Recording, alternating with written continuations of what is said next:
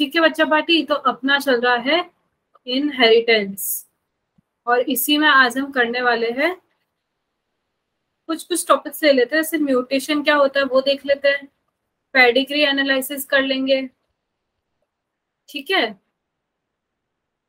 और हम डिसऑर्डर्स पढ़ेंगे। तो डिसऑर्डर्स में भी हम आज क्या देखने वाले हैं, मेंडल्स डिसऑर्डर,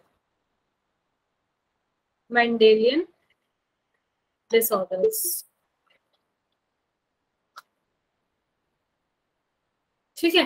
क्रोमोसोमल भी होता है बच्चा, वो अपन नेक्स्ट क्लास में देखेंगे, क्योंकि काफी सारे हैं ना डिसऑर्डर, तो आपके लिए याद करना ना मुश्किल हो जाएगा, ठीक है। तो बच्चा करे स्टार्ट।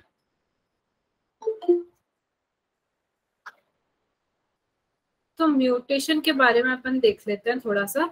म्यूटेशन क्या होता है बच्चा? म्यूटेशन से आपको ना समझ आता होगा कोई चीज म्यूटेट हुई है, मतलब कुछ चीज में कोई चेंजेस आए हैं। ऐसा मेरे से पहले किसी ने क्लास में भी पूछा था आपकी मैम म्यूटेशन क्या होता है, जब मैं पहले पढ़ा रही थी, तो तब मैंने शॉर्ट में बता दिया था, थोड़ा डिटेल में देखते हैं, है ना बच्चों। ये कैसा फिनोमिना है म्यूटेशन? ऐसा नहीं कि एक बार हो गया और होके खत्म हो गया, ये पूरा एक प्रोसेस है, ये पूरा एक फिनोमिनन है, ठीक है बच्चा पार्टी।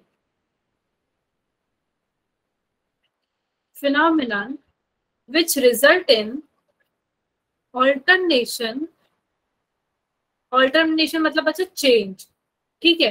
जो डीएनए की सीक्वेंस होती है ना, उसमें जो चेंजेस कर दे वो होता है म्यूटेशन, जिसकी वजह से बच्चा क्या होता है, चेंज इन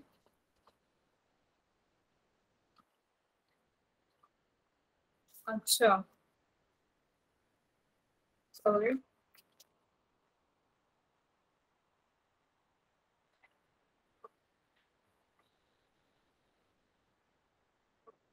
विजिबल बच्चों?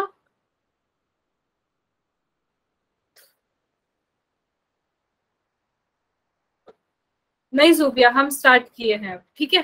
देखो बच्चा, म्यूटेशन हम कर रहे हैं, तो म्यूटेशन क्या होता है? म्यूटेशन एक प्रोसेस है, ऐसा नहीं है कि एक बार में हो गया, ये पूरा एक प्रोसेस चलता है। तो ये फिनोमिना जिसकी वजह से ना डीएनए की जो सीक्वेंस होती है ना उसके अंदर चेंज आता है। तो डीएनए की सीक्वेंस में चेंज हो गए तो मैम क्या हुआ, हो जाने तो चेंज, हमारे घर से क्या जा रहा है? नहीं बच्चा, डीएनए की अगर सीक्वेंस जो है वो अगर चेंज हो गई, तो जो जीनोटाइप है और वो फिनोटाइप वो चेंज हो जाता है। तो इन मैंने नहीं बताया था कि म्यूटेशन की वजह से, कि बच्चा अगर म्यूटेशन हो गया तो कोई ना कोई डिफेक्ट आ जाता है। तो डिफेक्ट कैसे आया, कि अगर म्यूटेशन हुआ तो हमारा जीनोटाइप चेंज हुआ, जीनोटाइप चेंज हुआ तो हमारा फिजिकल अपीयरेंस चेंज हो गया, ठीक है। Change in genotype and phenotype of an organism,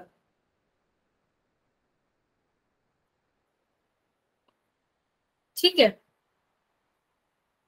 अब क्या होता है, देखो दो चीजें हो जाती है। डीएनए की सीक्वेंस में चेंजेस कैसे होंगे, कि मैम पूरी एक सीक्वेंस दे रखी है, ये सीक्वेंस दे रखी है डीएनए की, ठीक है। तो अब मैम इसके अंदर चेंजेस कैसे होंगे? तो चेंजेस बच्चा ऐसे होंगे, ये सीक्वेंस में या तो कभी कुछ निकल जाएगा या कभी कुछ एड ऑन हो जाएगा।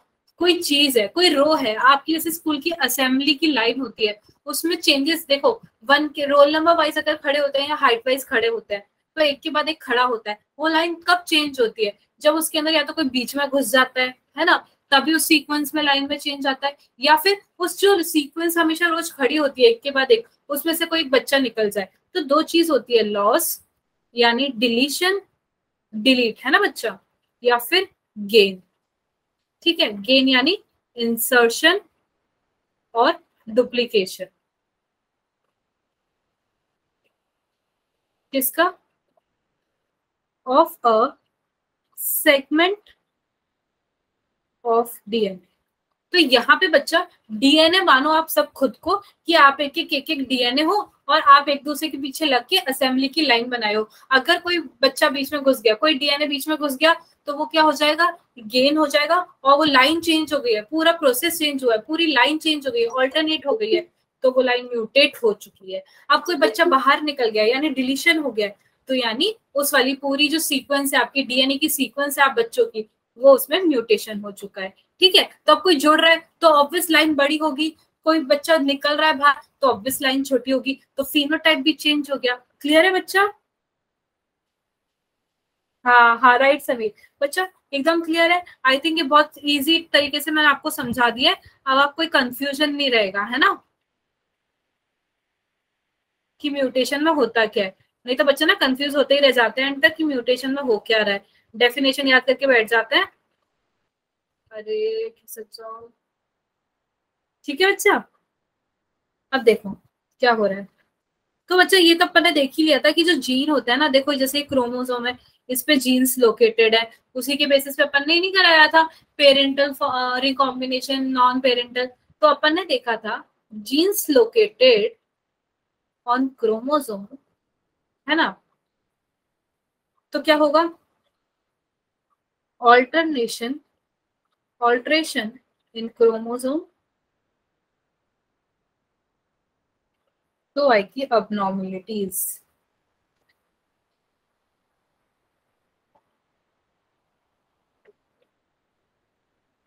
जिसको बोलते हैं क्रोमोसोमल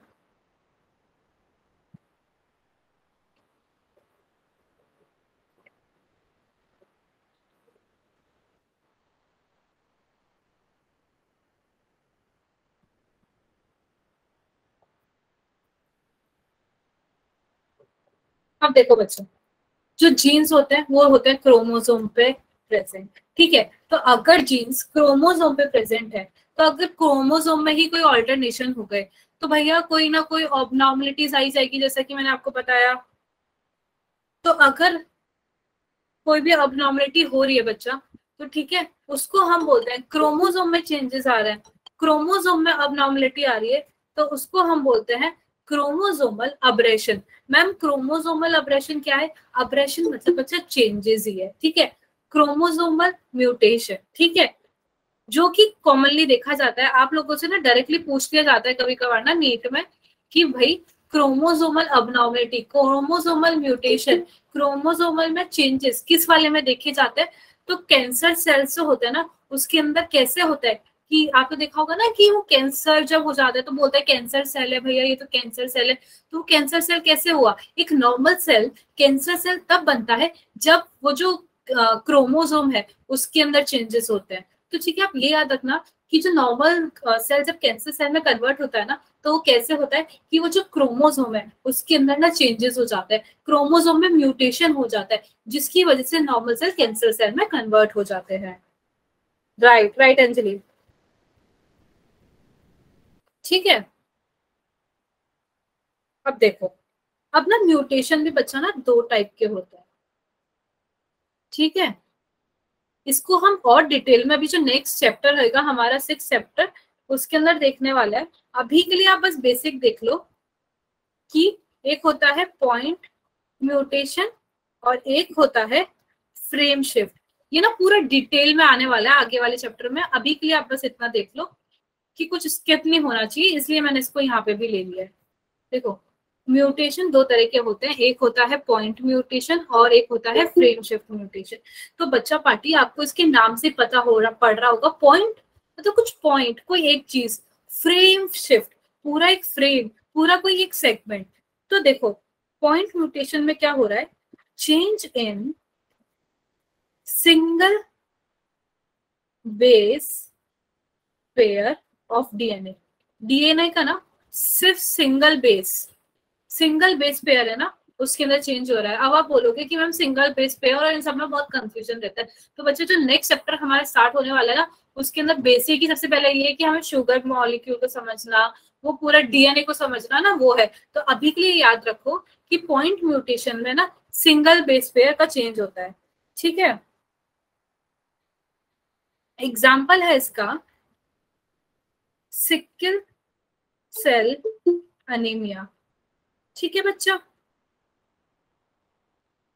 अब नेक्स्ट है हमारा फ्रेम शिफ्ट म्यूटेशन, ठीक है। इसके अंदर क्या होता है, डिलीशन और insertion of base pair of DNA.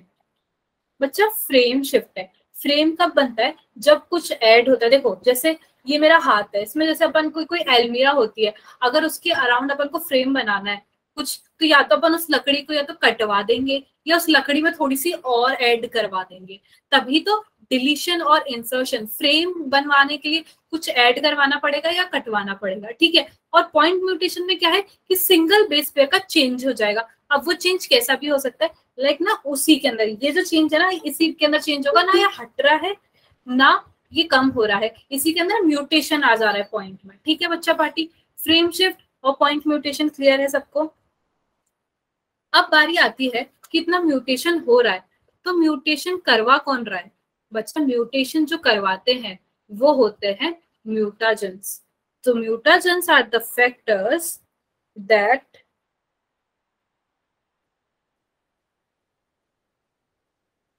सब कौन कौन से सब कुछ हो चुका है बच्चा, ये इनहेरिटेंस चल रहा है, इससे पहले सब कुछ हो चुका है। दैट इंड्यूस म्यूटेशन, ठीक है। एग्जाम्पल यूवी रेडिएशन, ठीक है। यूवी रेडिएशन, सनलाइट किसी पे पड़ी और वो सनलाइट पड़ने की वजह से बेस पेयर में अगर कोई चेंजेस आए या कोई ऐड हुआ या कोई हट गया, तो जो चेंजेस करवा रहा है वो होता है, जो म्यूटेशन करवा रहा है वो होता है हमारे म्यूटाजेंस। बच्चा ये क्लियर है, सबको क्लियर है म्यूटाजेंस क्या होते हैं।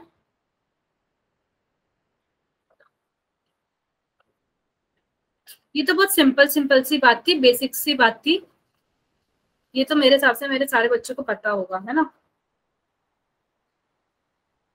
है ना बच्चा। अब आता है ना जेनेटिक डिसऑर्डर्स।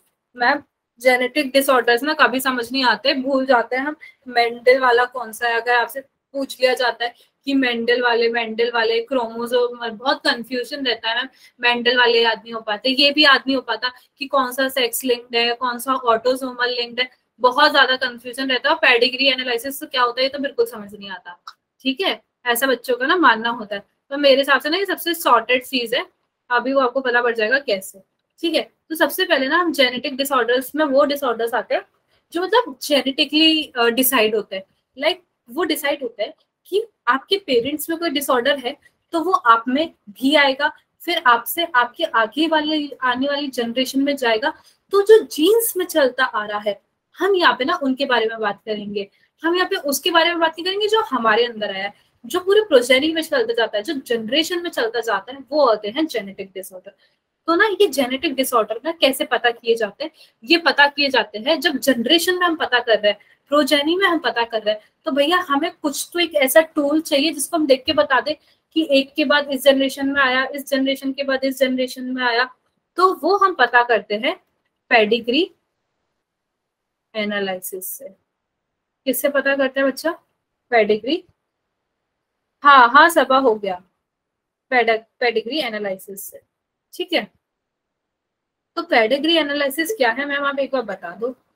तो बच्चा pedigree analysis, it is the analysis of trait, trait मतलब कैरेक्टर, कोई भी फीचर, ठीक है, इन सेवरल जनरेशन। जैसा कि मैंने बात किया जनरेशन में बात हो रही है, एक इंडिविजुअल में बात नहीं हो रही है, ऑफ फैमिली, ठीक है।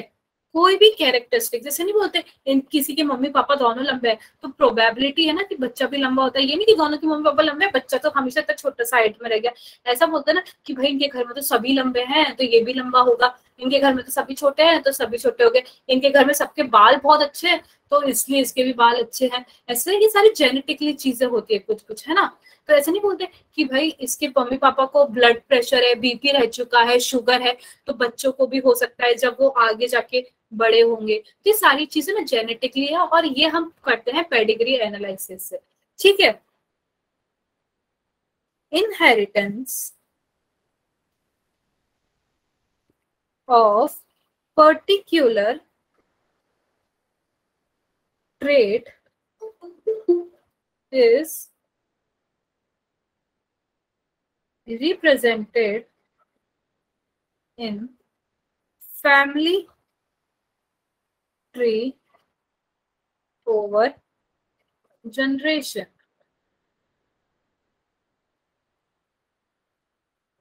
देखो कोई भी ट्रेट हम जैसे रिप्रेजेंट कर रहे हैं तो उसके लिए ना ऐसे हम देख के बैठ के नहीं बता सकते कि शुगर पेरेंट्स को है तो बच्चों को होगी नहीं होगी, ब्लड प्रेशर पापा को है तो बच्चे को होगा नहीं होगा। इसके लिए ना पूरा एक वो चलता है, पूरा हम एक ट्री बनाते हैं, फैमिली ट्री बनाते हैं, और उसी फैमिली को उसके थ्रू हम पेडिग्री एनालिसिस करते हैं।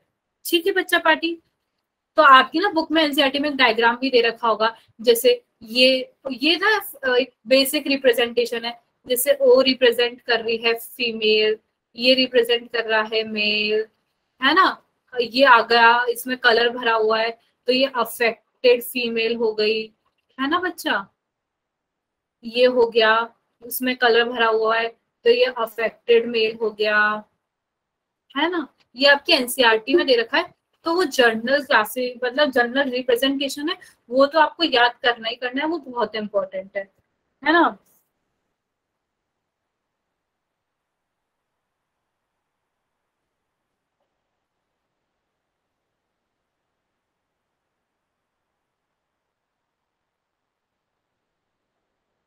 हाँ, तो सबा देखो डीपीपीज जिसे चैप्टर खत्म होगा ना, तो आपको ग्रुप में अपलोड कर दी जाएगी। जैसे ये आपका कल चैप्टर खत्म होगा, तो कल आपको ना ग्रुप में अपलोड हो जाएगी। दूसरा चीज, रिकॉर्डेड लेक्चर ना आपने देखा होगा सारे टीचर्स के ना अपलोड होना शुरू हो चुका है, कोई डिस्क्रिप्शन बॉक्स दिया होगा, अभी तक आपने ऐसे जाके किया होगा, तो किसी किसी टीचर का मिल रहा होगा और किसी किसी टीचर का नहीं मिल रहा होगा। तो मैंने आपको बताया था ना, ये प्रोसेस चालू हो चुका था, तो अभी आधे से ज्यादा टीचर्स का हो चुका है और कुछ टीचर्स का बचा है, तो वो अभी आप जाके चेक करना। आपको रिकॉर्डेड लेक्चर ना डिस्क्रिप्शन बॉक्स में सबका मिल जाएगा।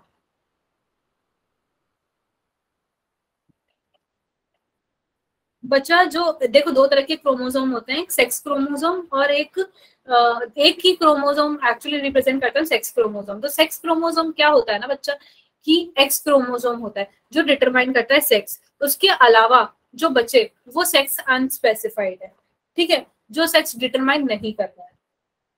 ठीक है, तो अब हम आ जाते हैं यहाँ पे, कहाँ थे। हाँ, तो बच्चा देखो, जीन जो होता है डीएनए में प्रेजेंट होता है, डीएनए क्रोमोसोम में प्रेजेंट होता है। तो अब म्यूटेशन, जैसे कि हमने देखा क्रोमोसोमल म्यूटेशन हुआ, तो म्यूटेशन होने की वजह से क्या हुआ, कुछ ना कुछ डिसऑर्डर हुआ है। ठीक है, तो अभी हम ना डिसऑर्डर्स के कुछ टाइप्स देख लेते हैं। जैसा कि मैंने बताया ना, दो तरह के होते हैं, मेंडेलियन डिसऑर्डर और एक होता है क्रोमोसोमल। क्रोमोसोमल डिसऑर्डर में ना क्रोमोसोम से रिलेटेड होता है, कि या तो कोई क्रोमोसोम ऐड हो जाता है, या डुप्लीकेट हो जाता है, या रिमूव हो जाता है। मेंडेलियन डिसऑर्डर में ऐसा कुछ नहीं है, मेंडेलियन डिसऑर्डर बहुत अलग है और आई थिंक बच्चों को बहुत टफ लगता है। तो अपन ना, हाँ उसके भी हो जाएंगे सब, आवर नॉट। ठीक है, तो देखो आपके ग्रुप में ही होंगे, ये जो आपके ग्रुप्स है ना उसी के अंदर, ठीक है, मैं ही भेज दूंगी आपको। ठीक है, तो देखो अब हम पढ़ते हैं मेंडेलियन डिसऑर्डर्स। ठीक है, तो डिटरमाइन बाय ऑल्टरनेशन और म्यूटेशन ऑफ सिंगल जीन। यहाँ पे ना कैसे डिटरमाइन करते हैं मेंडेलियन डिसऑर्डर को, कि कोई भी एक सिंगल जीन है, यहाँ पे सिर्फ एक जीन की बात कर रही है, या तो उसका ऑल्टरनेशन हो जाता है या उसमें कोई म्यूटेशन हो जाता है। इसके अंदर ना बहुत सारे आते हैं जो हम पढ़ने वाले हैं, लाइक से हीमोफीलिया पढ़ने वाले हैं, ठीक है, सिस्टिक फिब्रोसिस आ जाता है। अब अच्छा है कि मैं यहाँ पे जो लिख रही हूँ ना, ये याद कर लेना, क्योंकि कभी कभार ना ऐसे पूछ लिया जाता है क्वेश्चन डायरेक्टली, कि आप ये बताओ मेंडेलियन, आपको 4 डिसऑर्डर्स लिख देंगे और ये बोल देंगे कि बताओ इसमें से कौन सा मेंडेलियन डिसऑर्डर है या फिर कौन सा मेंडेलियन डिसऑर्डर नहीं है। तो ये तो कुछ मेंडेलियन डिसऑर्डर है जो आपको याद रखना ही है, लाइक से हीमोफीलिया हो गया, सिस्टिक फिब्रोसिस हो गया, सिकल सेल एनीमिया हो गया।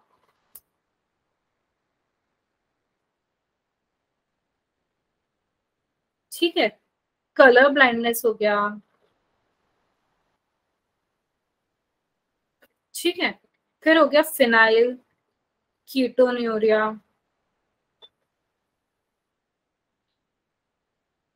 फिर हो गया थैलेसीमिया। ठीक है, ये कुछ मेंडेलियन डिसऑर्डर हैं जो बच्चा आपको याद रखने ही रखने हैं, ये याद रख लो अभी। Haemophilia, cystic fibrosis, sickle cell anaemia, colour blindness, phenylketonuria, thalassaemia. Ma'am कैसे याद रखे, नहीं याद होता तो बच्चा ट्रिक ये याद कर लो कि देखो क्रोमोसोमल में ना सारे कुछ ऐसे ऐसे आएंगे जिसके अंदर अजीब और गरीब नाम होंगे, जो आपको फिजिकल अपीयरेंस से कुछ लेना देना वैसे उनका होता है पर आपको नहीं दिखा रहे होंगे। हीमोफीलिया, सिस्टिक फिब्रोसिस जो आप मेडिकल में आप सुनते होगे, हॉस्पिटल में जाके सुनते होगे, रिपोर्ट्स में सुनते होगे, है ना, तो वो ऐसे याद रख लेना। जो बहुत कॉमनली नाम सुनाई में आते रहते हैं, जो बहुत ज्यादा सुनाई में आ रहे हैं ना, वो मेंडेलियन डिसऑर्डर है। क्रोमोसोमल डिसऑर्डर आप आई थिंक बहुत रेयरली सुनाई में आते हैं। ठीक है बच्चा, मानसी ठाकुर। ठीक है, तो अब ना, अब हम कुछ बात करते हैं मेंडेलियन डिसऑर्डर्स की कि कौन कौन से हो सकता है। तो आज हम सारे मेंडेलियन डिसऑर्डर्स देख लेने वाले हैं। ठीक है, तो बच्चा मैम के ना कान में बहुत ज्यादा पेन है, सो थोड़ा सा दिक्कत आ रहा है।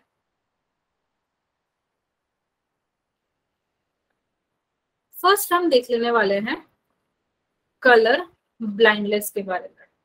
कलर ब्लाइंडनेस, ब्लाइंडनेस से ही हम देख के बता सकते हैं कि भाई कुछ कलर में देखने में दिक्कत है। तो मेजरली ना कौन सा कलर है जो देखने में दिक्कत दे रहा है, ग्रीन और रेड। अब अगर आपको याद ना रहे ग्रीन और रेड, तो आपकी जो ट्रैफिक सिग्नल पे जो लाइट होती है ना, आप उससे याद रखना, अपन उसी से देख के डिसाइड करके ना, रेड होगा तो रुकना है, ग्रीन होगा तो जाना है। तो अगर आपको क्वेश्चन में अगर पूछ लिया जाए कौन से दो कलर है जो कलर ब्लाइंडनेस में इन्वॉल्व होता है, तो रेड और ग्रीन। याद नहीं रहता तो आपको याद रखना ट्रैफिक सिग्नल की जो लाइट है, दो कलर, अपन उसी से सब कुछ चलते हैं ना, तो वो ही दो कलर है। ठीक है, अब कलर ब्लाइंडनेस जो है ना, वो है सेक्स लिंक्ड रिसेसिव डिसऑर्डर।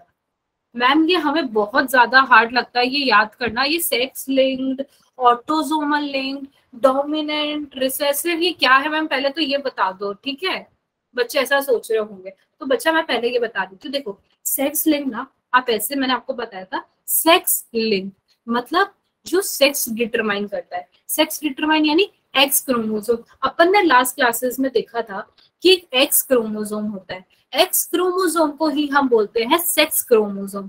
और जो एक्स क्रोमोसोम होता है वही ना बच्चा डिसाइड करता है अपना सेक्स, कि मेल बनेगा फीमेल। कैसे, देखो अपन ने लास्ट क्लास में देखा था एक्स वाई एक्स एक्स, है ना। तो यहाँ पे मेल जो है इसके अंदर ना एक्स है और एक वाई है, फीमेल है इधर भी एक्स है और एक्स है। तो बच्चा यहाँ से अगर एक्स जाता है, सेक्स लिंक नो, अगर यहाँ से एक्स जाता है तो फीमेल बनता है, और अगर एक्स नहीं जाता है तो मेल बनता है।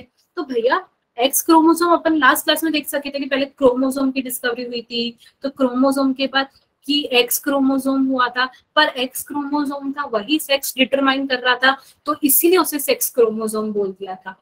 तो एक्स क्रोमोसोम, जो भी डिजीज एक्स क्रोमोसोम से लिंक्ड होगी उसे हम बोलेंगे सेक्स लिंक, यानी जो सेक्स से लिंक्ड है डिजीज उसे हम बोलते हैं सेक्स लिंक। और रिसेसिव मतलब कि दो चीजें होती है, एक डोमिनेंट और एक रिसेसिव। रिसेसिव मतलब जो अपने आप को एक्सप्रेस नहीं कर पाती रिसेसिव फॉर्म में है, और डोमिनेंट वो कि भाई अगर मेल में है तो वो तो जाएगी ही जाएगी क्योंकि वो डोमिनेंट है, फीमेल में है तो वो अपने बच्चों में तो जाएगी जाएगी क्योंकि डोमिनेंट है। रिसेसिव, मैंने क्या बताया, रिसेसिव अपने आप को तभी एक्सप्रेस करवाता है जब वो होमोजाइगस फॉर्म में होता है। अगर रिसेसिव हीट्रोजाइगस फॉर्म में होता है तो डोमिनेंट वाला अपने आप को एक्सप्रेस कर देता है, रिसेसिव वाला एक्सप्रेस नहीं करता। याद आया बच्चा? तो रिसेसिव डिसऑर्डर वो है जब, यानी कि वो पूरा होमोजाइगस फॉर्म में होता है ना, तभी वो अपने आप को एक्सप्रेस कर पाता है क्योंकि बेचारा वो मासूम है। और सेक्स लिंक मैंने आपको बता दिया कि जो एक्स लिंक्ड होती है, ये सभी को क्लियर है ना। उसके बाद आती है एक ऑटोजोमल। ऑटोजोमल मैंने आपको क्रोमोसोम बताए थे 22 पेयर प्लस एक्स वाई या 22 प्लस एक्स एक्स। तो 22 जो पेयर है, जो मेल में भी है फीमेल में भी है, जो दोनों में कॉमन है, जिनका सेक्स से कोई लेना देना नहीं है, वो इतने फालतू है, इतने फर्जी है कि वो दोनों जगह होते हैं। ठीक है, तो जो दोनों जगह प्रेजेंट है वो जो ऑटोजोम्स है, तो जो ऑटोजोम लिंक्ड है, जिनका सेक्स से कोई लेना देना नहीं है, वो होते हैं ऑटोजोमल लिंक। अभी क्लियर डिफरेंशिएशन हुआ कि सेक्स लिंक और ऑटोजोमल लिंक डिसऑर्डर क्यों बोला जाता है। सेक्स लिंक जो एक्स लिंक्ड होते हैं, यानी सेक्स डिटर्मिनेशन और सेक्स से रिलेटेड होते हैं, जो सेक्स वाइज है ना ट्रांसफॉर्म होते हैं। और ऑटोजोमल जिसका सेक्स से कोई लेना देना नहीं है, वो इक्वालिटी लगता है भाई हम तो सब में जाएंगे, वो होते हैं ऑटोजोमल। ठीक है बच्चा, क्लियर, एकदम क्रिस्टल क्लियर जैसा। ये कंफ्यूजन क्लियर हुआ आज कि सेक्स लिंक और ऑटोसोमल लिंक कौन से होते हैं, डोमिनेंट डिसऑर्डर और रिसेसिव कौन से होते हैं। डोमिनेंट डिसऑर्डर को कि अगर वो हीट्रोजाइगस फॉर्म में भी होंगे ना तो भी वो आगे पास ऑन हो जाएंगे, क्योंकि भैया वो डोमिनेंट है। पर जो रिसेसिव है वो उसको होमोजाइगस फॉर्म में होना ही पड़ेगा, तभी वो आगे पास ऑन हो सकता है। तभी नहीं वो अपनी चला सकता है, दो छोटू छोटू मिलके उनको गैंग अप करना पड़ेगा दम दिखाने के लिए। पर एक जो अकेला बड़ा होगा वो तो बोले मेरे साथ छोटू भी आ जाए तब भी चलेगा, नहीं भी आए तब भी चलेगा, मैं तो अकेला काफी हूँ। तो वो जो छोटी छोटी दो जनता पार्टी होगी, दो छोटे छोटे बच्चे दो टीम अप करेंगे, तभी वो अपना दम दिखा पाएंगे, है ना। अभी क्लियर है सबको।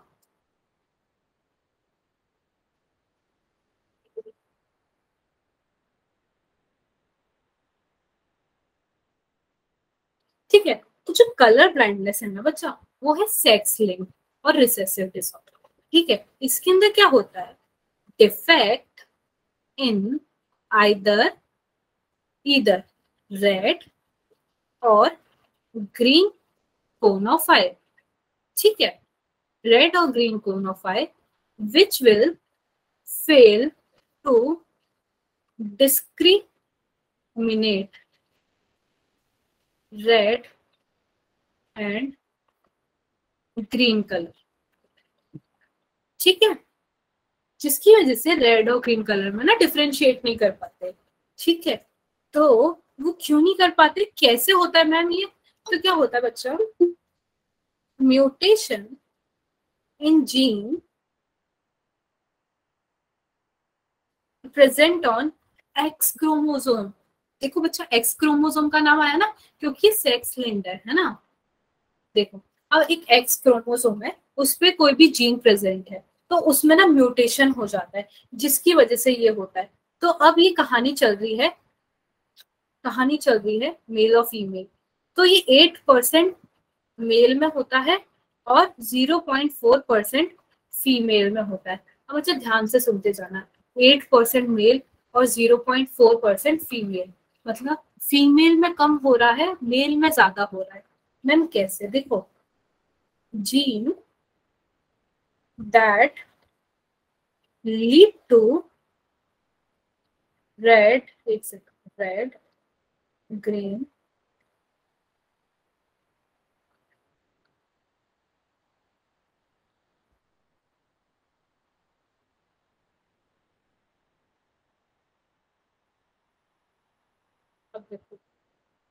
male have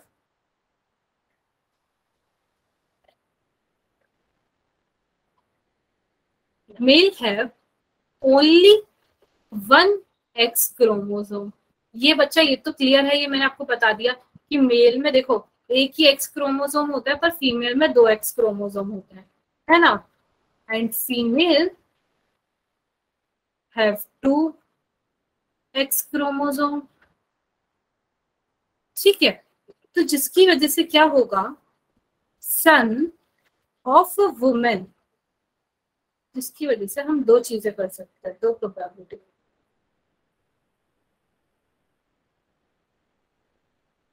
कि सन ऑफ अ वुमेन, जो मदर है उसका जो बच्चा है, हु कैरीज द जीन।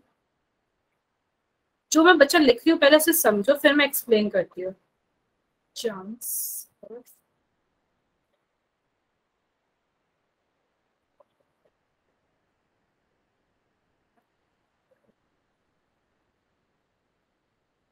और बताना किसी को समझ आया।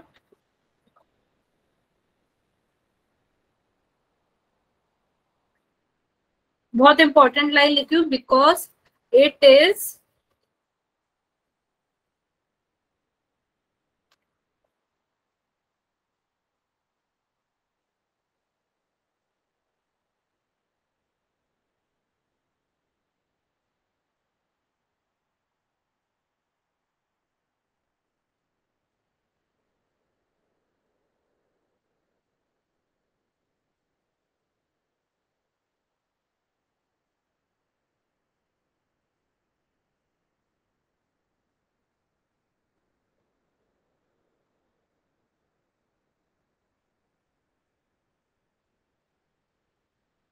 देखो बच्चों, अभी हमने देखा ये है सेक्स लिंक, यानी एक्स क्रोमोसोम में ही सब कुछ हुआ है तब ये कहानी चली है।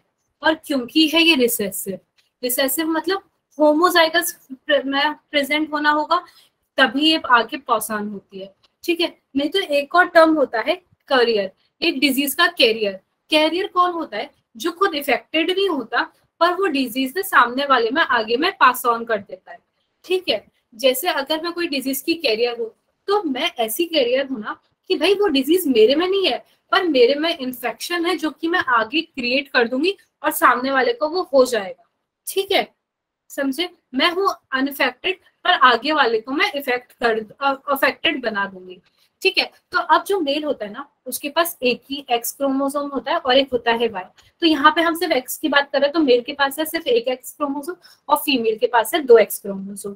तो अब कोई भी पेरेंट्स है उसके अंदर से देखो अपन सोचते रहते हैं ना जब चार्ट वार्ट बनाते हैं कि भाई डॉटर में जा रहा है मेल में जा रहा है, कैसे जाता है मैम समझ नहीं आता कि कभी भी मेल में बना दे रहे हैं कभी भी फीमेल को इफेक्टेड कर रहे हैं कभी कभी मेल को इफेक्ट नहीं कर रहे, मतलब सन को करते हैं इफेक्टेड और डॉटर को नहीं करते। तो देखो मैंने यहाँ पे ना दो पॉसिबिलिटी लिए, एक लड़का और एक लड़की, मतलब एक बेटा और एक बेटी, ठीक है। तो क्योंकि याद रखना ये सेक्स लिंक्ड है, हम यहाँ पे कंडीशन किसकी बात कर रहे हैं? सेक्स लिंक यानी एक्स लिंक, ठीक है, और रिसेसिव वाले की।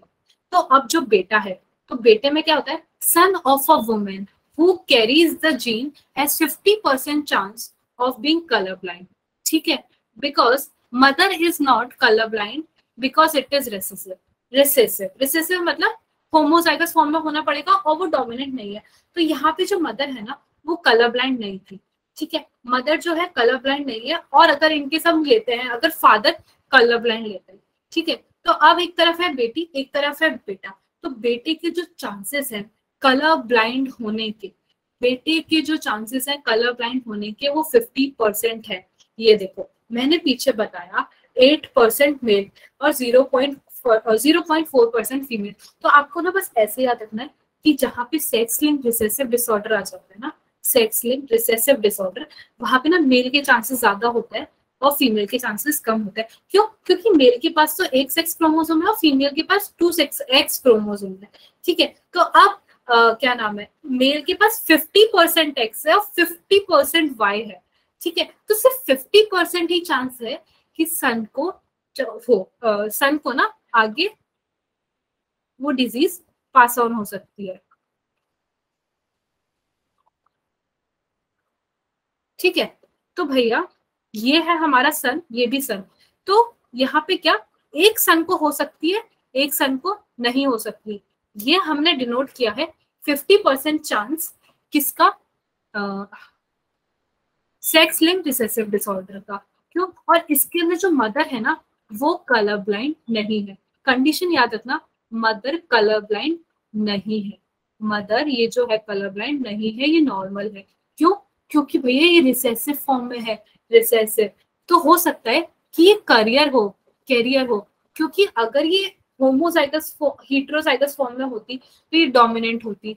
देखो डोमिनेंट में अगर हीट्रोजाइगस में भी होती तो भी इफेक्टेड होती। ये वाला तो कंसेप्ट क्लियर है ना कि अगर डोमिनेंट है तो अगर वो हीट्रोजाइगस में भी होगा तो भी भैया इंडिविजुअल इफेक्टेड हो जाएगा। पर एक रिसेसिव वाले को ना होमोजाइगस फॉर्म में आना पड़ेगा, दो छोटो छोटो को मिलना पड़ेगा इफेक्टेड होने के लिए। ये दो चीजें हमेशा याद कर लेना, इसी से आपकी सारी क्वेरी सॉल्व हो जाएगी।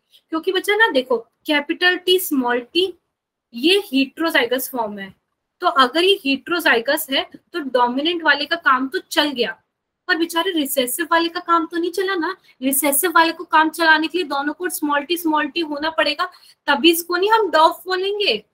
तो अभी समझ आया कि रिसेसिव वाले को होमोजाइगस क्यों होना पड़ेगा इफेक्टेड होने के लिए, और डोमिनेंट हीट्रोजाइगस होके भी इफेक्टेड हो जाएगा।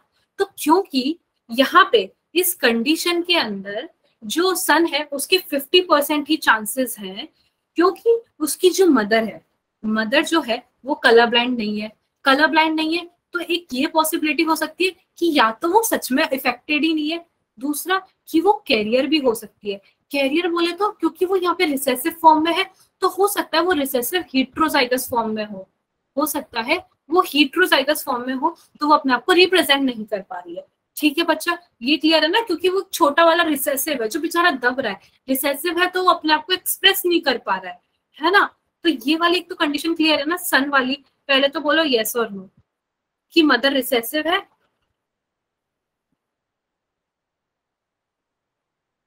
मैं एक ही चीज ना बार बार बोले जा रही हूँ कि किसी को नहीं भी समझ आ रहा हो ना, तो वो चीज जो मैं बोल रही हूँ वो वाले टर्म्स तो एक्चुअली दिमाग में बैठ ही जाए कि भैया 50% चांसेस हैं बच्चे में होंगे, क्योंकि 50% मेल में एक्स होता है। तो ये याद रखना है, 50% चांसेस है कि सन को तो होगा ही होगा। और यहाँ पे मदर कलर ब्लाइंड नहीं है, तो दो पॉसिबिलिटी है कि या तो वो सच में नहीं है या फिर वो कैरियर है। कैरियर है मतलब वो हेट्रोजाइगस रिसेसिव फॉर्म में भी प्रेजेंट हो सकती है। हेट्रोजाइगस रिसेसिव बोले तो जो बेचारा रिसेसिव वाला है वो तो दबी गया ना डोमिनेंट वाले से, डोमिनेंट हो सकता है नॉर्मल, और जो रिसेसिव है वो होता है इफेक्टेड। तो यहाँ पे बेचारा जो रिसेसिव अफेक्टेड है उसकी वजह से वो अपना शो नहीं कर पा रहा है ट्रेट।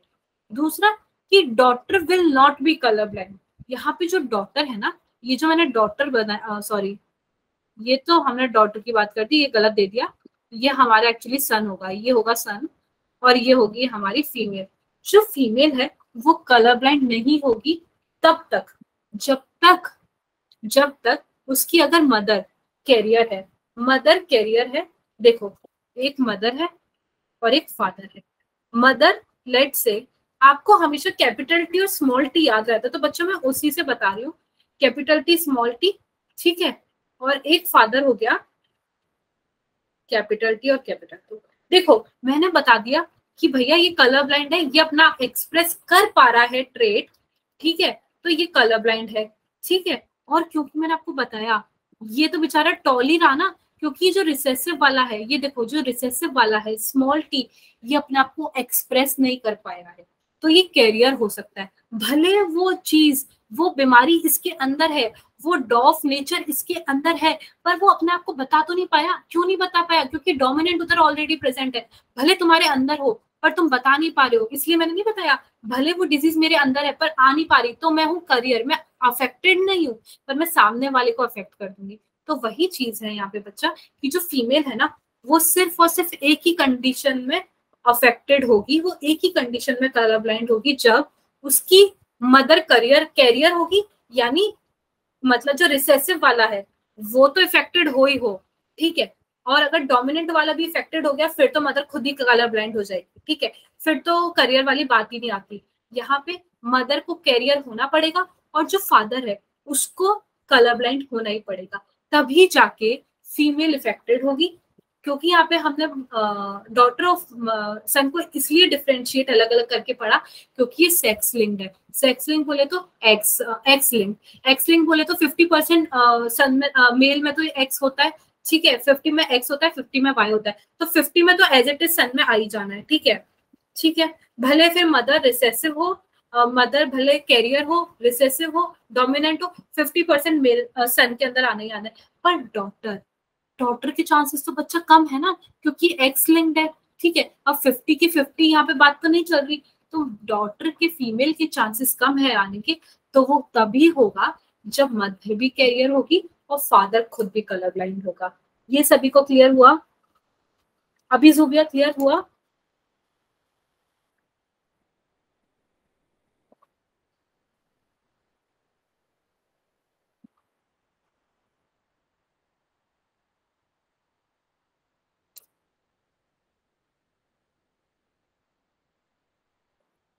ये ना आपकी जब अपन वो आगे आप वो चार्ट वाले क्वेश्चंस करोगे तो ना, अब आई थिंक मेरे को ऐसा लगता है कि आपको ना ये याद हो चुका है, sex link, x link, recessive.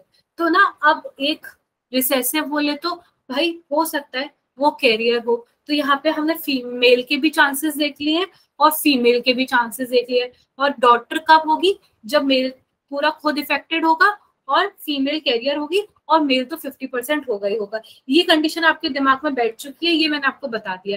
तो ना इस क्लास के बाद ना आप एनसीईआरटी उठाना और एक बार क्वेश्चन सॉल्व करने की कोशिश करना। बाकी कल तो हम और चीजें कर ही रहे हैं, ठीक है।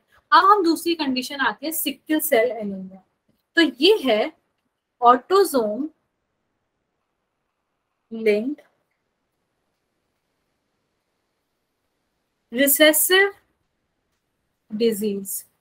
ऑटोसोम लिंक्ड मैम, ये तो भैया इक्वलिटी रखती है, ये जेंडर में विश्वास से रखती है, ये दोनों में मेल और फीमेल में इक्वली होगी।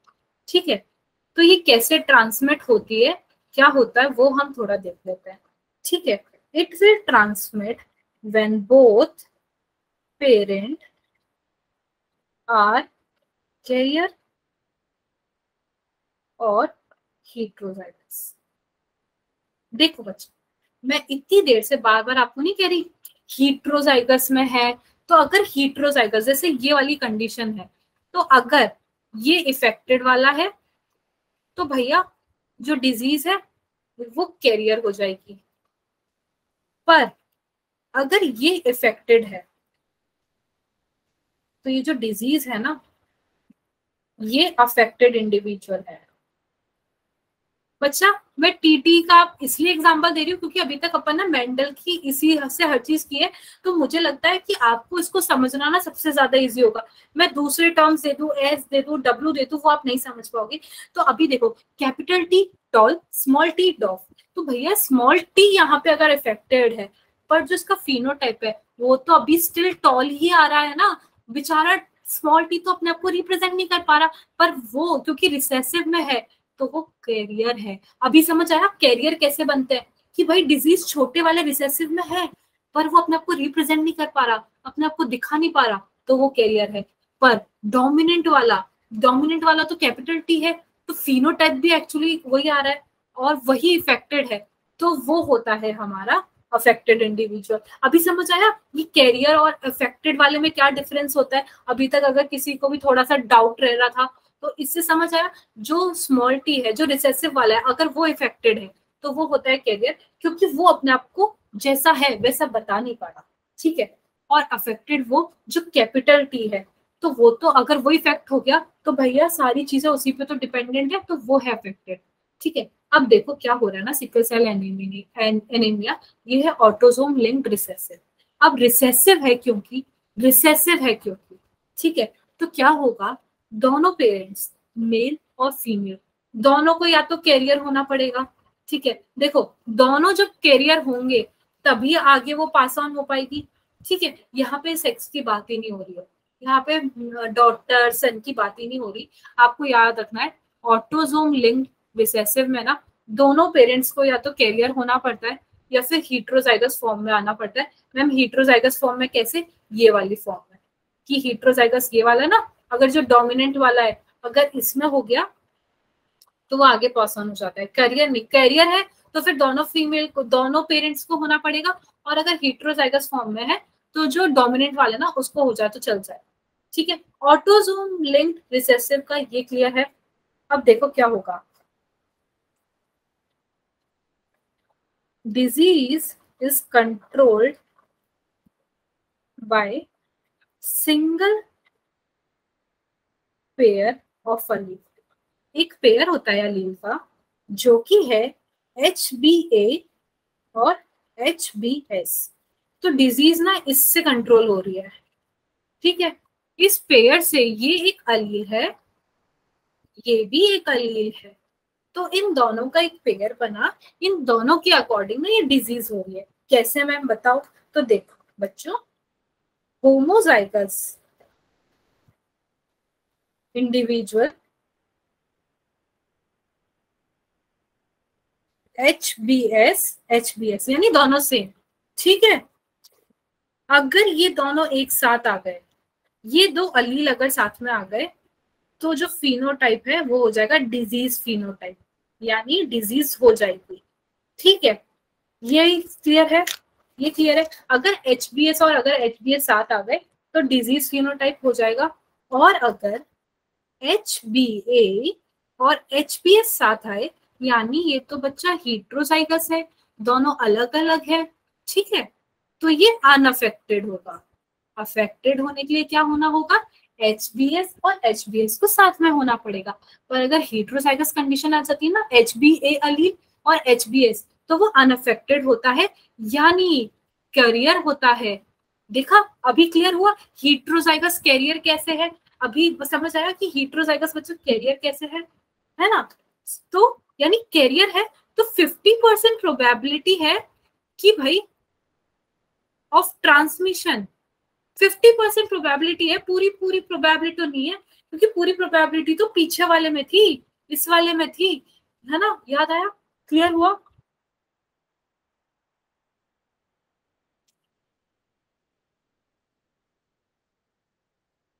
ठीक है, अब जो डिफेक्ट है ना, डिफेक्ट इज कॉज्ड बाय, कैसे हो रहा है, अलील का तो बता दिया, हीट्रोजाइगस होमोजाइगस फॉर्म में। अब क्या हो रहा है, डिफेक्ट कैसे हो रहा है, सब्सटीट्यूशन। बच्चे सब्सटीट्यूशन का मतलब ये है एक जगह से किसी को हटाना और उसकी जगह किसी और को रख देना। जैसे नहीं बोलते, जैसे अपने एज ग्रुप में होता है कि मतलब किसी का बॉय, जैसे कोई लड़की बोलती है, जैसे किसी का ब्रेकअप हो गया तो लड़की बोल रही है कि तूने मेरी जगह किसी और को कैसे दे दी, या फिर ब्रेकअप से पहले बोलते हैं कि यार तू मेरी जगह किसी और को दे सकता है, वो बोला मैं तो दे सकता हूँ, उसकी जगह किसी और को दे देना, उसको हम बोलते हैं सब्स्टिट्यूशन। अभी क्लियर हुआ सब्स्टिट्यूशन क्या होता है। तो डिफेक्ट कैसे आ रहा है, देखो भाई किसी की जगह किसी और को दे दी तो डिफेक्ट तो आएगा ही, चाहे फिर वो रिलेशनशिप में डिफेक्ट आए या इंडिविजुअल ह्यूमन बीइंग में डिफेक्ट आए। ठीक है, तो सब्स्टिट्यूशन हुआ है उसकी वजह से डिफेक्ट आ रहा है। तो सब्स्टिट्यूशन ऑफ ग्लूटामिक एसिड, ठीक है, substitution of glutamic acid by valine. भैया वेलिन एक लड़की थी, नई वाली लड़की थी, और ग्लूटामिक एसिड उसकी गर्लफ्रेंड है। एक लड़का है, कौन है लड़का, कहाँ है लड़का, लड़का लड़का आपकी क्लास में कोई नजर नहीं आ रहा, पार्थ है ना, पार्थ है। पार्थ की जो प्रेजेंट गर्लफ्रेंड है वो है ग्लूटामिक एसिड। ठीक है, और वेलिन कोई सामने से सुंदर से दिखने वाली लड़की है। ठीक है, तो अब ना पार्थ है ना, ग्लूटामिक एसिड और पार्थ दोनों साथ में है, पर ना उसको वेलिन बहुत अच्छी लग रही है आजकल, तो वेलिन को ग्लूटामिक एसिड को सोच रहा है कि ग्लूटामिक एसिड को हटाओ, वेलिन को अपनी लाइफ में आओ। तो उसने क्या किया, ग्लूटामिक एसिड को हटा दिया और वेलिन को अपनी लाइफ में ले आया। ठीक है, पार्थ ने क्या किया, ग्लूटामिक एसिड को हटाया अपनी लाइफ से और वेलिन को ले आया, उसने कर दिया है सब्स्टिट्यूट ग्लूटामिक एसिड को वेलिन से, तो आ चुका है डिफेक्ट। ठीक है, और ये कौन सी पोजीशन पे होता है, eight 6th position of chromosome. ठीक है, ठीक है बच्चा।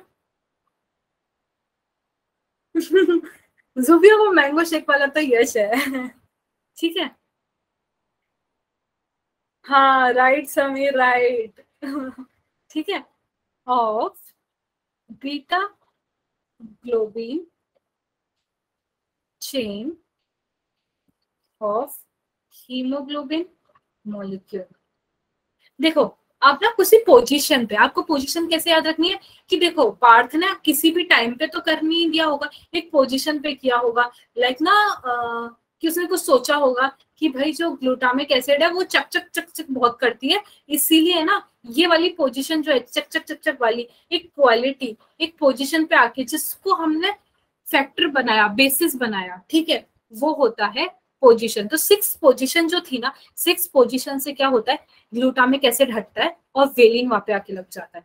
ठीक है, और ये सब किस में हो रहा है, ये हीमोग्लोबिन है ना, हीमोग्लोबिन में ना दो चेन होती है, एक होती है अल्फा ग्लोबिन चेन और एक होती है बीटा ग्लोबिन चेन। बच्चा क्या होता है ना, देखो हीमोग्लोबिन इसके अंदर दो चेन है, अल्फा चेन और बीटा चेन। ठीक है, अब इसी के अंदर ना बीटा ग्लोबिन चेन है, इस पे जो 6th पोजीशन है, इस पे 6th पोजीशन पे क्या हुआ, ग्लूटामिक एसिड को हटा दिया गया है वेलिन से। अभी समझ आया इससे, ये आपको शॉर्ट में याद रख लेना है कि हीमोग्लोबिन की दो चेन होती है, अल्फा चेन और बीटा चेन। बीटा चेन की जो 6th पोजीशन है उस पे से ना ग्लूटामिक एसिड को हटाया गया है और वेलिन को लाया गया है। ठीक है, तो भैया सिर्फ एक ही चीज हटी है, इसीलिए सिंगल बेस सब्स्टिट्यूशन हुआ है। पार्थ की एक ही गर्लफ्रेंड थी, उसने एक ही को हटाया है, तो इसलिए सिंगल बेस सब्स्टिट्यूशन हुआ है। GAG is substituted by GUG। ठीक है, तो म्यूटेंट मतलब चेंजेस तो हो गए, चेंजेस हो गए तो बच्चा क्या हुआ, म्यूटेशन हुआ है। तो म्यूटेंट हीमोग्लोबिन, देखो वहां पे चेंजेस हुए हैं तो इन ओवरऑल यहाँ पे चेंजेस हुए तो ओवरऑल पूरा हीमोग्लोबिन ही चेंज हुआ है ना, पूरे हीमोग्लोबिन में म्यूटेशन आ गया। तो mutant haemoglobin molecule undergo polymerisation. अब जो म्यूटेंट हुआ है हीमोग्लोबिन, उसका होगा polymerisation under low oxygen tension, ठीक है। और क्या होगा, cause change in shape of RBC, और आरबीसी का शेप चेंज हो जाएगा और कैसा हो जाएगा, biconcave disc to elongated sickle cell like structure। ये सबको क्लियर हुआ कि पूरी कहानी क्या हुई। पूरी कहानी में यही हुआ, हीमोग्लोबिन में दो चेन होती है, अल्फा चेन और बीटा चेन। बीटा चेन की 6th पोजीशन पे से ग्लूटामीन हटता है और वेलिन आ जाता है, जिसकी वजह से क्या हुआ, ओवरऑल हीमोग्लोबिन का स्ट्रक्चर चेंज हुआ। और हीमोग्लोबिन का स्ट्रक्चर चेंज हुआ तो क्या हुआ, वो गया पॉलीमराइजेशन में, यानी उसका पॉलीमराइजेशन हुआ। और जो आरबीसी का शेप है, आरबीसी का शेप है वो हो जाता है इसकी वजह से चेंज, वो हो जाता है बाइकॉन्केव से इलोंगेटेड, जो कि ना सिक्कल सेल जैसा लगता है। अभी सबको क्लियर हुआ कि इसके अंदर सिक्कल सेल एनीमिया में क्या हो रहा है। क्लियर बच्चा पार्टी, क्लियर बच्चा पार्टी, सबको क्लियर है, सही यस और नो। इजी था, इजी था ना, देखो कितना हार्ड लगता है सिकल सेल एनीमिया, याद ही नहीं होता है। पर जैसे पार्थ है, पार्थ अपनी गर्लफ्रेंड बदल दे रहा है, तो आपको याद रखना है जैसे एग्जाम में आए कि पार्थ ने अपनी गर्लफ्रेंड बदली थी, किसको, पहले थी उसकी गर्लफ्रेंड ग्लूटामिक एसिड, उसने ग्लूटामिक एसिड को बना के वेलिन को अपनी गर्लफ्रेंड बना दी क्योंकि वेलिन ज्यादा अच्छी लग रही थी उसे, ठीक है, याद ऐसे रखना। पार्थ गायब हो गया, हाँ पार्थ आपको तो अच्छा क्लियर होगा ना, ठीक है। फिनाइल कीटोन्यूरिया, फिनाइल कीटोन्यूरिया, ठीक है। अब जो फिनाइल कीटोन्यूरिया है ना, ये भी बच्चा ऑटोजोमल रिसेसिव है। अभी हम ऑटोजोमल रिसेसिव का कहानी पूरा देख चुके हैं, यही है ऑटोजोमल रिसेसिव, यही कहानी है जो मैंने बताया कि ऑटोजोमल रिसेसिव ना, देखो बच्चा सारी जो हम आगे क्वेश्चंस करते हैं, जो भी करते हैं ना, दो के बेसिस पे करते हैं, ऑटोजोमल रिसेसिव और एक जो होता है वो होता है sex linked recessive. Autosomal recessive और sex linked recessive, sex linked recessive में भी आपको देख लिया वो मेल और फीमेल वाला कंडीशन कि डॉटर में किस कंडीशन में होता है और सन में किस कंडीशन में होता है, और ऑटोजोमल रिसेसिव में किस कंडीशन में होता है। तो ना अब सारी चीजें ऐसी चलती जाएगी। तो जो फिनाइल कीटोन्यूरिया है ना, ये भी ऑटोसोमल रिसेसिव है। और इसके अंदर क्या होता है, इसके अंदर एक एंजाइम होता है, वो कम हो जाता है, जिसकी वजह से क्या होता है ना बच्चा, क्या होता है, जो अमीनो एसिड फिनाइल एलेलीन है, ठीक है, उसका क्या होता है बताओ बच्चों।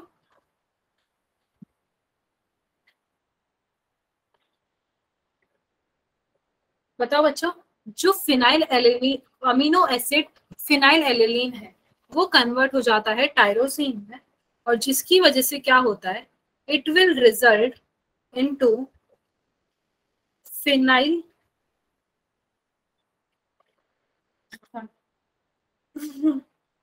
Phenyl alanine,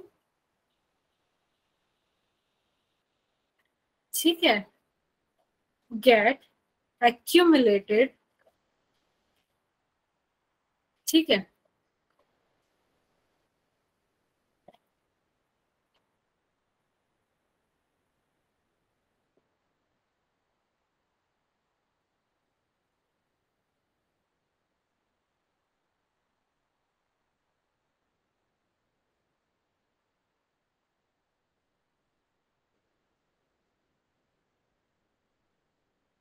right Sameer.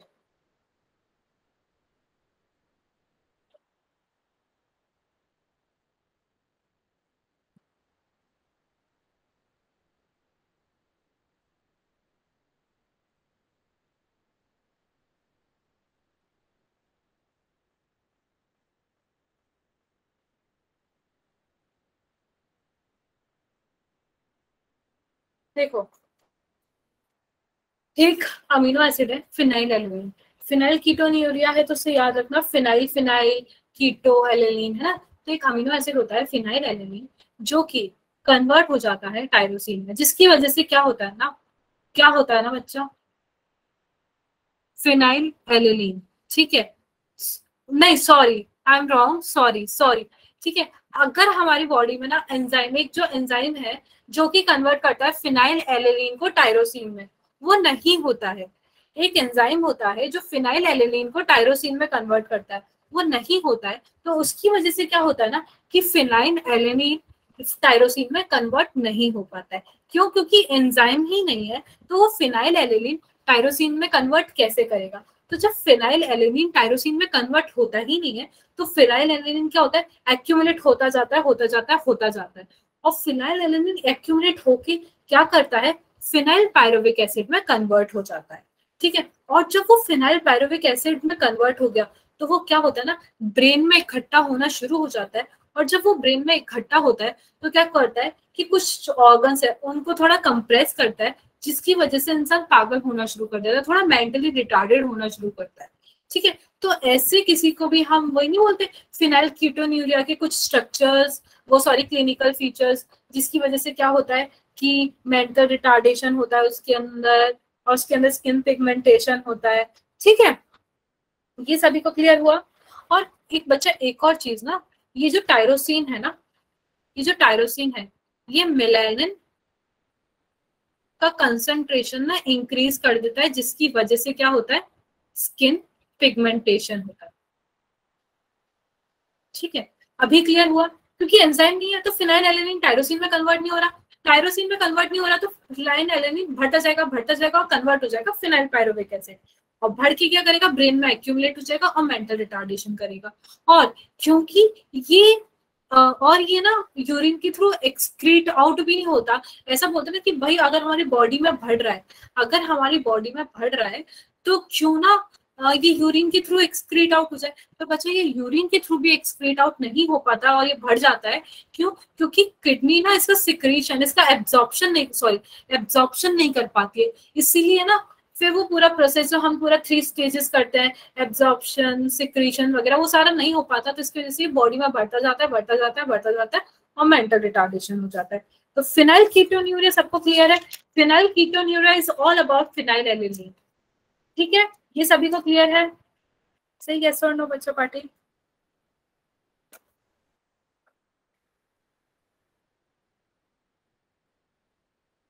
ठीक है, अब हम ना आ जाते हैं थैलेसीमिया में।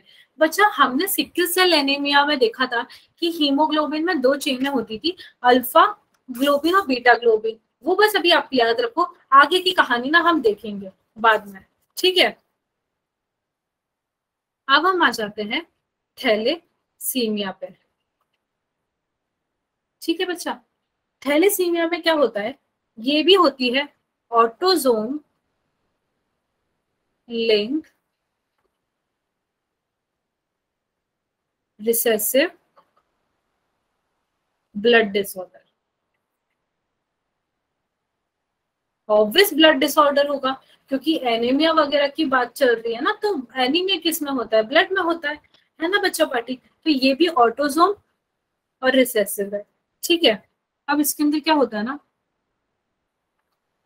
तो ऑटोजोम है और रिसेसिव है, तो वही कहानी कब ट्रांसमिट होगा, ट्रांसमिट व्हेन, बताओ बच्चों, transmit when both parents are unaffected carrier for gene, यानी वो हीट्रोजाइगस फॉर्म में है। अभी समझ आया ना, हीट्रोजाइगस फॉर्म में कैसे है, जैसे कैपिटल टी और स्मॉल टी। तो भैया ये इसका तो है टॉल, और स्मॉल टी वाला जो रिसेसिव है वो है अफेक्टेड अलील। तो ये अफेक्टेड अलील है, तभी तो ये हीट्रोजाइगस में तभी अपने आप को रिप्रेजेंट नहीं कर पाया ना। अगर ये होमोजाइगस में होता तो ये अफेक्टेड हो जाता और तभी ये कैरियर है। ये क्लियर है ना बच्चों? इसी में तो कोई कंफ्यूजन नहीं है, 4 से 5 बार बता चुके ताकि आपके दिमाग में बैठ जाए। अच्छा, हीट्रोजाइगस में अगर जो रिसेसिव वाला है, मासूम वाला है, वो इफेक्टेड है तो वो करियर होगा, और वो हीट्रोजाइगस है कंडीशन। क्लियर है ना बच्चा? एकदम क्लियर है? बताओ, हीट्रोजाइगस, करियर, रिसेसिव, ये सब कुछ दिमाग में बैठ चुका है नहीं बैठ चुका है? बिल्कुल डीपली। हीट्रोजाइगस, हीट्रोजाइगस दोनों अलग अलग, एक डोमिनेंट है एक रिसेसिव। रिसेसिव वाले में अगर डिजीज है तो भैया वो तो अपने आप को एक्सप्रेस कर ही नहीं पाएगा, वो अपना ट्रेड शो नहीं कर पा रहा, इसलिए वो करियर है। क्लियर है ना बच्चा? एकदम क्रिस्टल क्लियर। ठीक है, मैं बार बार इसलिए बता रही हूँ ताकि आपको इसको याद ना करना पड़े, आपको ये यही याद हो जाए।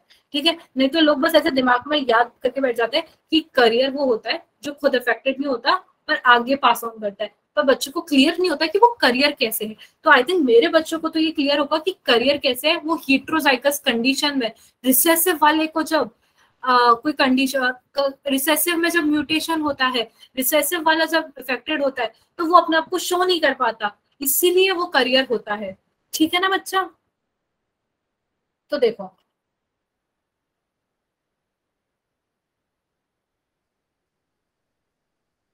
Defect could be due to mutation और डिलीशन। ठीक है, इसमें बच्चा क्या हो रहा है शॉर्ट में एक बार देखो। इसमें रिड्यूस रेट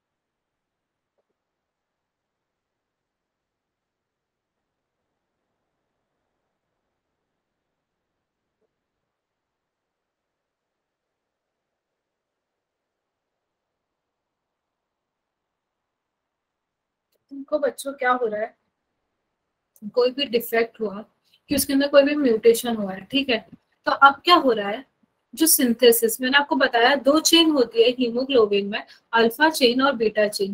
तो क्या हो रहा है, अगर कोई भी म्यूटेशन हुआ है उस चेन के अंदर, ठीक है, तो उसका जो सिंथेसिस है, जो चेन का बनना है, वो थोड़ा ना कम हो जाता है। हीमोग्लोबिन है, उसमें 2 चेन है, अल्फा चेन और बीटा चेन। जब वही नहीं बन पा रही है तो कुछ ना कुछ तो दिक्कत आएगी। तो अल्फा चेन और जब बीटा चेन, उनका जो बनने का रेट है वो कम हो जाता है, तो ऑब्वियस अब नॉर्मल हीमोग्लोबिन बनेगा, जिसकी वजह से हो जाता है एनीमिया। तो अब ना 2 चीजें होती है, और वो 2 चीजों को अगर हम क्लासिफाई करते हैं, देखो वो करते हैं हम 2 तरह के थैलेसीमिया होते हैं। एक होता है अल्फा थैलेसीमिया और एक होता है बीटा थैलेसीमिया।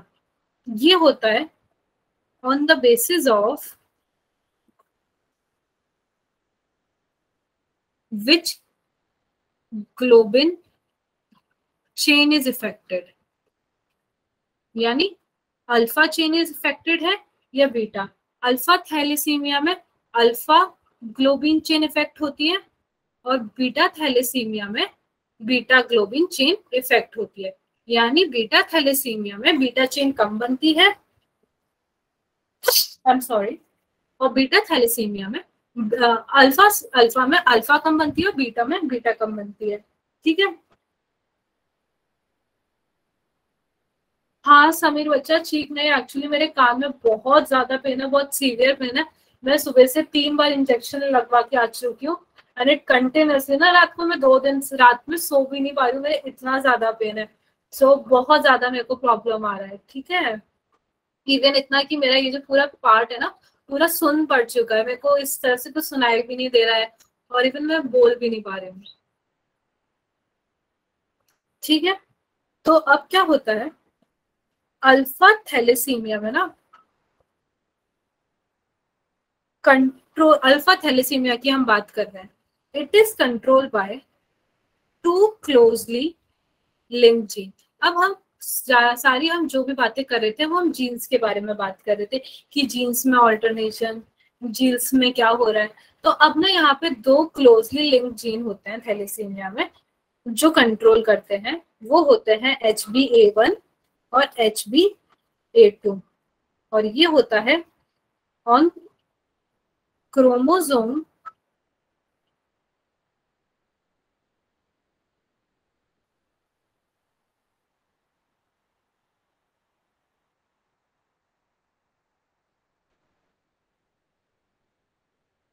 पेरेंट है मेल और फीमेल, उन दोनों का 16th नंबर का जो क्रोमोसोम है ना, देखो एक हो गया मेल और एक हो गई फीमेल।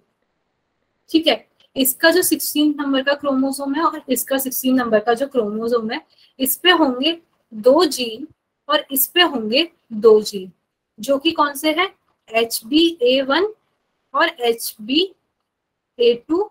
इस पे भी है HbA1 और HbA2। ये है ना, ये क्लियर है कि 16 नंबर के क्रोमोसोम पे तो चार क्रोमोसोम, चार जीन रिस्पॉन्सिबल है जो पूरा ये डिसाइड कर रहे हैं। ठीक है,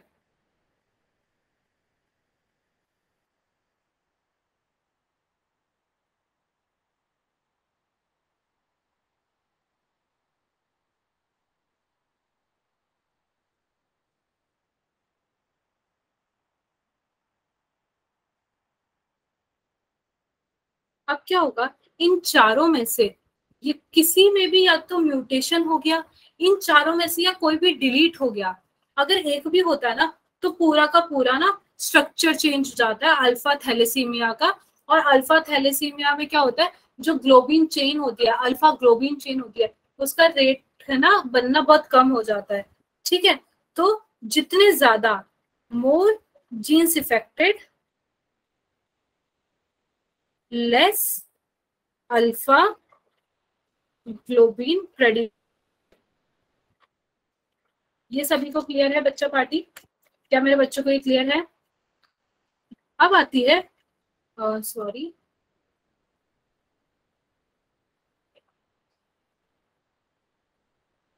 बीटा थैलेसीमिया की बात।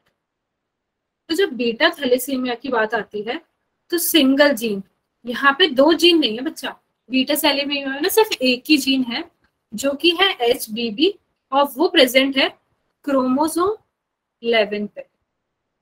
ठीक है, of each parent, of each parent यानी मेल फीमेल, इसका जो क्रोमोसोम 11 है और इसका जो क्रोमोसोम 11 है, इस पे प्रेजेंट है HBB, इस पे भी प्रेजेंट है HBB। तो दो जीन्स रिस्पॉन्सिबल है। ठीक है, तो ये क्लियर हुआ अल्फा थैलेसीमिया कैसे हो रहा है और बीटा थैलेसीमिया कैसे हो रहा है। अल्फा थैलेसीमिया में चार जीन रिस्पॉन्सिबल है और बीटा थैलेसीमिया में चार रिस्पॉन्सिबल है। और आप इससे ये कह सकते हो थैलेसीमिया इज क्वांटिटेटिव। क्वांटिटी बच्चा, जीन्स की क्वांटिटी डिटरमाइन करिए ना, मैंने यहाँ पे बताया एक जीन भी हो सकता है, जितने ज्यादा जीन इफेक्ट होंगे उतना ज्यादा, उतना कम ग्लोबिन का प्रोडक्शन होगा, यानी उतना ज्यादा ना क्या नाम है डिफेक्ट होगा।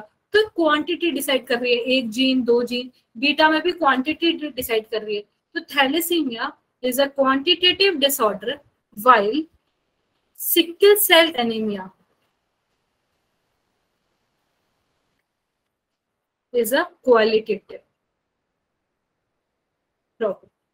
क्यों? क्योंकि वहां सिर्फ और सिर्फ क्वालिटेटिव चीज चल रही थी। देखो सिकल सेल एनीमिया में क्या हो रहा था बच्चा, सिकल सेल एनीमिया में ग्लूटामिक एसिड की जगह वेलिन आ गई थी और 6th पोजीशन पे। ठीक है, जिसकी वजह से बीटा ग्लोबिन चेन है वो इफेक्ट हुई थी। यहाँ पे जीन्स का नंबर कुछ नहीं कर रहा है, यहाँ पे सिर्फ क्वांटिटी में बात चल, क्वालिटी में बात चल रही है। और थैलेसीमिया में सब कुछ, alpha thalassemia, beta thalassemia, quantity की बात कर रहा है। नहीं, नीट में पूछ लिया जाता है कि, इसलिए मैंने मेंशन किया कि भैया नीट में पूछ लिया जाता है कि कौन कौन सी कंडीशन क्वालिटेटिव है, कौन कौन सी क्वांटिटेटिव है। तब अगर आपसे ऐसे पूछ लिया जाए ना तो बच्चे ऐसे मतलब थोड़ा सा ऐसा हो जाता है कि यार एकदम से क्या पूछ रहे हैं, बहुत डिफिकल्ट चीज है। तो बच्चे ये डिफिकल्ट चीज नहीं है, ये नीट में पूछ लिया जाना, तो मेरे बच्चे को तो टिक मार्क करना है that thalassemia is a quantitative and sickle cell anaemia is a qualitative. तो सभी मेरे बच्चों को क्लियर है आज का लेक्चर? समझ आया? समझ आया बच्चों? देखो बच्चों, अब ना मैं एक बार स्लाइड एक के बाद एक कर दे रही हूँ, तब एक बार देख लो कि क्या क्या अपन ने पढ़ा था, ताकि ना इतना सारा पढ़ लिया तो आपको कंफ्यूजन ना रह जाए। ठीक है, मैम बोलेगी नहीं क्योंकि मैम का बहुत ज्यादा पेन हो रहा है थोड़ा बच्चा। ठीक है, देखो फर्स्ट स्लाइड,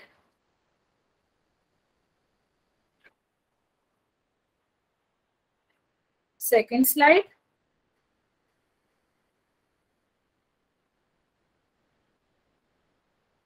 और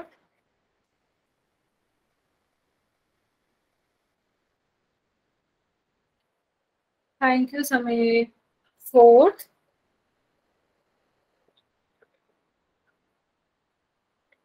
फिफ्थ,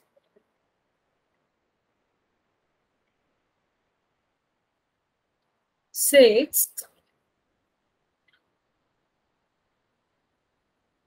सेवेंथ, एट्थ,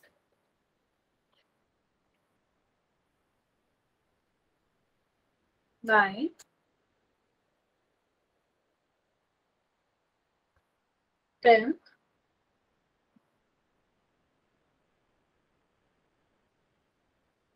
11,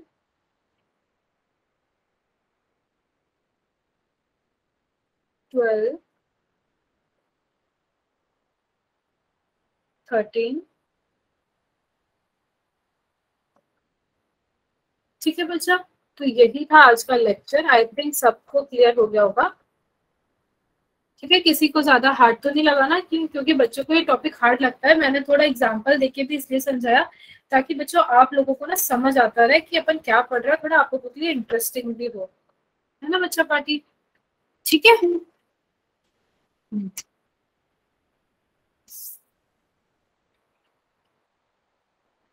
ठीक है, तो बच्चा आप लोग पढ़ना और अच्छे से टेस्ट देना परसों। ठीक है, अब अपन कल मिलते हैं। ठीक है बच्चा, बाय बच्चों, bye bye. Bye, take care everyone, bye bye. Thank you Bhumika. Sami, thank you, bye bye. Thank you Nazia. Okay okay, bye Sakshi, bye Priya. हाँ हाँ हाँ Pinky. Okay Anjali, bye bye bye everyone.